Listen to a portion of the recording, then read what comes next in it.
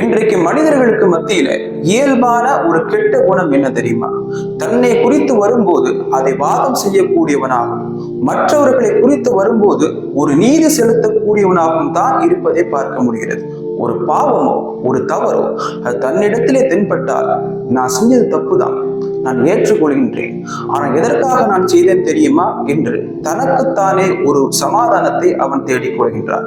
அதே தவறோ பாவமோ மற்றவர்களிடத்திலே தென்பட்டால், இப்படிப்பட்ட ஒரு நல்ல மனுஷன் இந்த தப்பை செஞ்சிருக்க கூடாது, இதை முழுவதுமாக தவிர்த்திருக்க வேண்டும் என்று மற்றவர்களுக்கு நீதி செலுத்தக்கூடிய அந்த இடத்திலே அவன் இருக்கின்றான். இது ஒரு பெருமையுடைய ஒரு அங்கமாக நாம் பார்க்க வேண்டும்.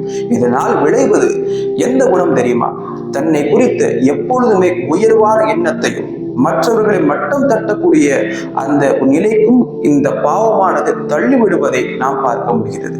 அல்லாஹ் குர்ஆன்ல சொல்றான், வதில்க தாருல் ஆகிரத்து நஜஅலுஹா லில்லதீன லா யுரீதுன ஃபில் அர்தி உதுவ வலா ஃபஸாதா வல் ஆகிபத்து லில் முத்தகீன். இந்த மறுமை நாளை நான் யாருக்காக வைத்திருக்கின்றேன் தெரியுமா? இந்த உலகத்திலே யார் உயர்வையும் அதை தொடர்ந்து ஃபசாதையும் யார் விரும்பவில்லையோ, ஃபசாத் என்று சொன்னால் குழப்பத்தையோ யார் விரும்பவில்லையோ அவர்களுக்காகத்தான் இந்த மறுமையை நான் வைத்திருக்கின்றேன் என்று அல்லாஹ் கூறுவதை பார்க்க முடிகிறது.